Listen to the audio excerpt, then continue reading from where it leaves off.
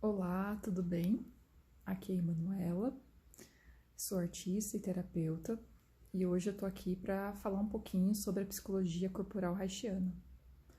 Essa abordagem terapêutica, ela foi criada pelo Wilhelm Reich.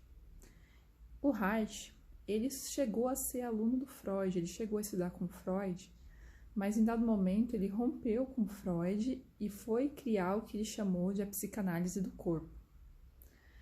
O Reich, ele entendeu que toda a nossa história, tudo que a gente vive, desde o momento que a gente é concebido, ela está inscrita no nosso corpo. Então, se a gente quer se conhecer melhor, se a gente quer entender alguns processos que ocorrem na nossa vida, que muitas vezes se repetem, até a gente entender, né, o que eles querem nos contar, eles ficam se repetindo. Nesse sentido, a terapia de grande valia, o Reich, ele entende que tudo isso está no nosso corpo. E um estudioso do Reich, um neo-reichiano, que é o Stanley Kellerman, ele vai dizer que o inconsciente é o corpo. Então, se a gente quer saber, quer olhar para a nossa sombra, quer saber quer se conhecer mais a fundo, bastaria a gente olhar para o que está acontecendo para o nosso corpo, para as nossas dores, para as nossas emoções, para a nossa forma, né? Porque o nosso corpo, que né, não é o meu corpo, sou eu o corpo, né? É a gente mesmo, ele muda ao longo da vida. Ele está o tempo todo mudando. Porque a gente também muda psiquicamente, emocionalmente ao longo da vida. Então, nada mais natural que isso. E a terapia, que eu gosto muito de entender como um processo educativo de si mesmo, ela, digamos assim, ela nos ajuda a estar atento para o que está acontecendo a nós mesmos.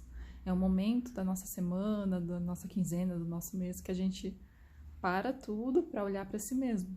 Porque nesse mundo que a gente vive, a gente é muito convocado a estar sempre olhando para fora, estar sempre a serviço de alguma coisa, de alguém. E no fundo, às vezes é até mais cômodo, né? Você colocar toda a tua atenção para fora, porque às vezes tem alguma questão mais difícil de olhar sozinho, de parar para olhar, né? Então, às vezes é até uma espécie de fuga, assim, esse tanto de coisa que a gente se coloca para fazer, porque às vezes é difícil olhar para si mesmo. Mas essa situação toda que a gente ainda está vivendo, né, de pandemia, de isolamento,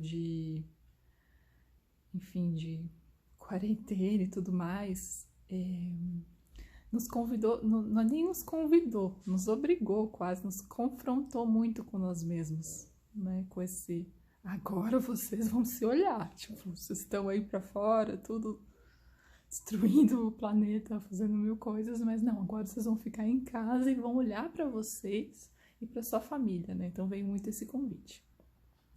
Então, nessa abordagem da psicologia corporal, uma abordagem que eu gosto muito, que eu fiz uma formação maravilhosa, que também recomendo, no Instituto Reichiano de Curitiba, foi uma formação de 4 anos, e a gente aprendia muitos conceitos que o Reich trazia, mas na vivência, né? Como expressar aquele sentimento, como eu expresso a minha dor, como eu expresso minha tristeza, como eu expresso minha alegria, né? Porque o Reich, ele descobriu uma coisa que a gente desde pequenininho já sabe, que é, se eu segurar minha respiração, eu paro de sentir.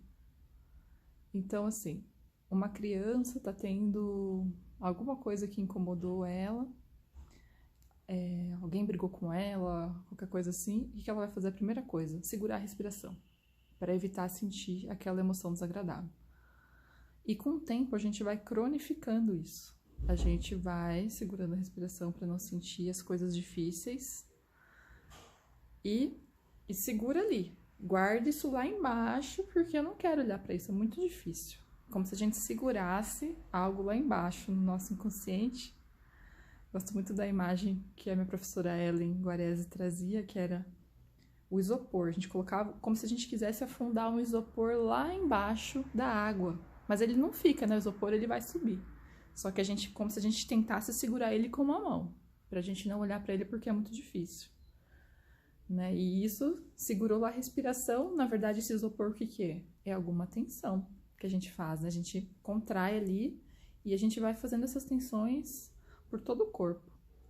Só que chega em dado momento que a gente tá com tanto isopor, um com uma mão, outro com a outra, outro com o pé, outro com o outro. A gente imagina essa imagem, né? Cada membro segurando o isopor. Como que alguém anda? Como que alguém vive? Como que alguém se relaciona? Como alguém namora? Segurando esse monte de coisa. Todo duro, né? Todo rígido, como se fosse o quê? Um robô, né? E o que a gente mais vê infelizmente, é isso. São pessoas que são um robô. Por quê? Quando a gente segura a respiração para não sentir, que a gente aprendeu lá quando criança, a gente não, tudo bem, a gente não sente aquela dor, não sente aquela tristeza. Só que a gente, infelizmente, não é seletivo, não é só a dor e a tristeza, as emoções difíceis, vamos dizer assim, que a gente não sente. Mas todas as outras também. A gente para de sentir alegria, a gente para de sentir prazer, né? Porque fica tudo guardadinho, né? Bom se fosse, né? Só isolar o que fosse difícil.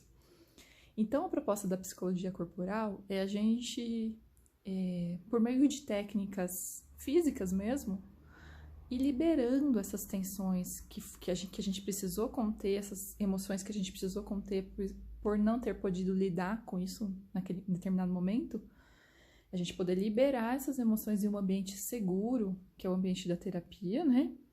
Para poder olhar de novo para isso que ficou contido, né? Agora de um lugar de adulto, um lugar mais maduro, né?